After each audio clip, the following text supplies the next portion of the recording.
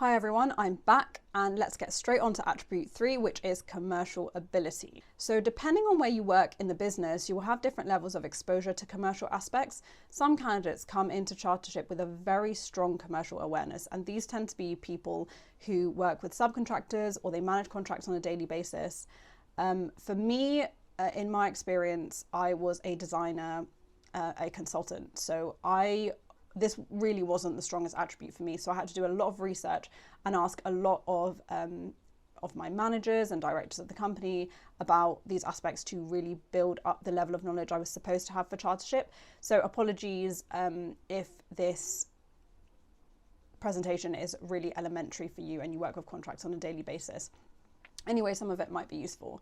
So the attribute itself does look quite small, but it does require a little bit of outside study if you tend to work with contracts that are all of a similar type, because it asks you to be aware of different commercial frameworks, different contractual frameworks. There are some words here that I'd like to define. So a statutory framework is a set of laws and regulations that you need to abide by. So for example, building regulations, Party Wall Act, CDM regulations. And a commercial framework is more like a set of agreements that businesses follow, which helps guide what you do and how the money gets transferred. So for example, if we're talking a procurement route, which is a type of commercial framework, you and your client follow a pattern of how things are set up. So if I'm an engineering consultant that follows a traditional procurement route for a particular project, I know that the company that I work for scheme designs the project, and then there will be a tender process where a contractor is appointed by the client and they'll be responsible for the build. Now I'll liaise with them and upgrade my information to construction, but they are not my client. And I need to be really careful with wording here, because when I say my client, it's technically not true. The company that I work for is in contract with the client. So when you're doing a formal presentation, be very careful of language and to not make it sound like you're the one who's under contract. It's the company that you work for is under contract with another company. So during my presentation, I try to avoid saying things like my client or my company or things like that. So I would describe this as a chartership heavy attribute, because the things that you need to complete it are like weighted towards the chartership level. The word significant is quite interesting. In my case, I considered significant to be 10K plus in terms of a fee, whether that's for a variation or it's for a design. I judged that to be significant based on the type of work that I did. Your DE would be the one signing it off, so they would probably agree with you there. They'd probably understand the type of work that you do. And I think it's more of like a judgment thing. I've really never had it come back where someone says, oh, I don't consider this to be a significant piece of work. So, but it is interesting to use that word there because it's fairly subjective. Anyway, demonstrating judgment, I would say, is basically understanding what applies to your work and acting in that manner. So, have you prepared something that needs to go to an external authority for checking? Because that demonstrates that you understand the statutory framework that your work is under. Have you taken a query from your client and made clear what is and isn't part of your scope? Do you know what you have to take responsibility for? I feel like this is all within the realm of commercial aspects. For example, what comes up with me a lot in terms of a designer is where something that's designed by someone else is going on a building that I have designed. So the proprietary system or the thing designed by someone else is their responsibility. The thing that it's sitting on is my responsibility, but I need to be careful about the interface, the connection between them, and being clear about whose responsibility that is and whose contract that comes under. Okay, so I'm going to summarize this like I did with the other attributes in some words, but it's different to the other ones because the words aren't taken directly from the attribute description. These are just things that I think are important. Okay, so first, contract responsibilities. I would recommend that you read the contract your company is appointed under for the project or projects you're working on. This will help you understand what you're doing, why you're doing it, what you're not doing, why you're not doing it. It's also good to understand what type of contract this is. So for example, a JCT or an NEC. Procurement, what is the project set up? How are the parties connected to each other? How do they engage with each other? What is the process that goes from design to construction, for example? Fees is pretty straightforward. How much is being charged to the client and for what? What is the payment structure? What is included in the fee? What isn't included in the fee? What needs to be considered additional if you were asked to do it? What happens if there's a massive change? How do the fees get reorganized if something on the project changes? And insurance. So usually the only one you need to worry about is professional indemnity insurance, PII.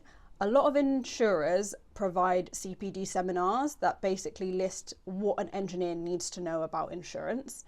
Your company will have a policy which someone will have access to, so do try and read that.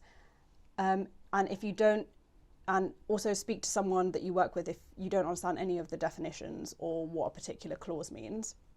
Now, I've drawn an arrow between insurance and contract responsibilities because your company should not sign on to anything that is not covered by their indemnity insurance. So usually what happens is your company has a lawyer and they send the contracts to them to check that it's all covered by insurance. Or they send it to their insurer to check. Okay, so as I mentioned, commercial language is very important. You need to be careful about it. So here are some terms that I think you should know about. I'm not going to go through them here because you can Google all of them. But, and if you do want them explicitly defined, I can do that in a separate video. Just let me know in the comments. But essentially they are appointment, scope and variation or change, collateral warranty, limit of indemnity, and reasonable skill and care. Reasonable skill and care and limit of indemnity both relate to professional indemnity insurance, but just be aware that you know what those things mean. It is helpful in conversations that come up at your chartership interview. So here are some examples I put together for my IPD. So a fee letter, that's quite straightforward. So it's great to demonstrate that you have put this fee letter or this additional works form together yourself, either by showing that it's like your signature on the form or something like that. Early warning notice. Now, I never worked under any NEC contracts, but I think it comes up a lot in candidates that I assess as part of their commercial demonstration. So in NEC contracts, this is a way of providing early warning of anything which will affect the project's duration, cost, or quality. Now, I think this is a great part of NEC contracts. It's one of the things that makes it a really build really good relationships between parties. So this is a really good example, I'd say. Clarifications or scope query emails basically shows that you understand what the limits of your contract are, but also what the limits of your professional capacity are as well. So it kind of links in with your professional code of conduct. And project financial trackers. So what do you do if something's going over budget? How do you manage that? If you can demonstrate an experience where you've gone over budget or under budget and you have managed to either make a profit on a project that was higher than what you had initially expected, or you changed the way that you work to account for the fact that your project was running out of money or making less money at a particular time than it was supposed to, that's really, really good financial management. So an example's on the next page. It's not my example, but I think demonstrating this in a graphical format is really useful. So this is a project budget versus cost graph. A lot of companies do actually have systems which map this. Different companies have different ones, but if you don't usually work with these day to day to have oversight of how your project's financials are working out, do have a look at it and do check it from time to time, because it is actually really useful to understand which projects are making money, which projects are losing money, and how to allocate your resource around that so that your company can maintain the profit that it needs. So that was another really short one. Hope you enjoyed it. As usual, please like, share, subscribe, and also leave any queries or comments in the comment section and let me know, did you think this was a good level to come at the attribute? Because it really ranges between candidates, so that would be really good to understand. If you want more information or more videos, do let us know, and see you next time. Bye.